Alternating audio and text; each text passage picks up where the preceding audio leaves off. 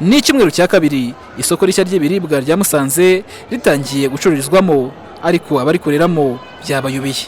Kwicara mu rugo byari biturambiye, ariko none kwirirwa twicaranye ibicuruzwa nabyo biri kutubera imbogamizi. Jewe naraje ndarangura ndatandika nkirirwa nicaye, nk'ubu ngubu mfite abana ngomba kugaburira, noneho abana bakagera ko nagiye gucuruza ko ndabahahira bukira nta mukiriya ungezeho. Ubwo rero uko njyewe cyo ndi gusaba ubuyobozi kugira ngo mudukurireho inzira ku murima, tumenye niba ari isoko, niba atari isoko dusubire kwa dodo. Iri soko rigeretse kabiri, ahenshi ibisima byambaye ubusa n'umubare muto w'abari kurikoreramo ni abacuruzi bashya. Bamwe mu bari basanzwe barikoreramo ritaravugururwa bagaragaza impamvu ituma bataza muri shya.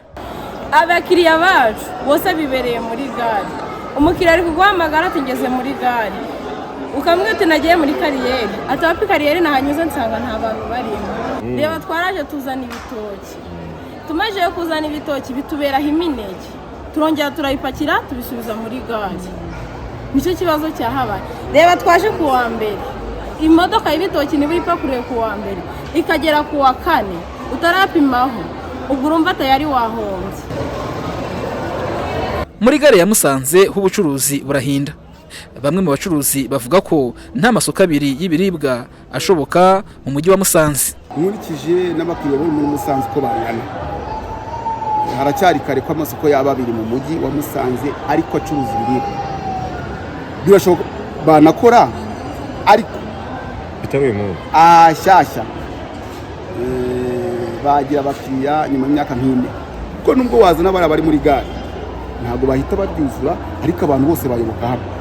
Urumva abantu basanzwe bakora batomboye basa n'abibikiye amaseta, ntabwo bigumiye muri gare kamembe. Icyo twasaba rero abayobozi bacu basanzwe batureberera nuko bafata babandi bashyashya ba senior basanzwe bakora muri gare batomboye bakabatuzanira.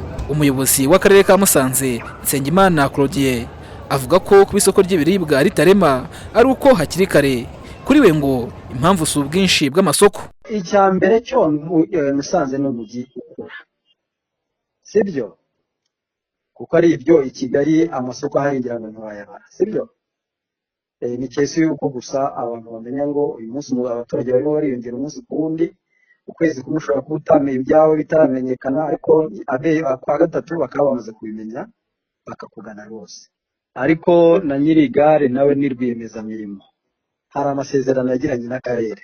Urumva ko nyuma y'uko ririya ryuzuye tugiye kuzareba nayo tuganire, ariko ko haba amasoko rimwe abiri atanu bitewe n'uko abaturage bazagenda biyongera, ibyo ni ibintu ibyo ubwabyo biranikora. Isoko rishya ry'ibiribwa rya Musanze rizwi nka kariyeri ni umwe mu mishinga yatewe inkunga na Inabel, ryuzuye ritwaye miliyari zikabaka 2 z'amafaranga y'u Rwanda.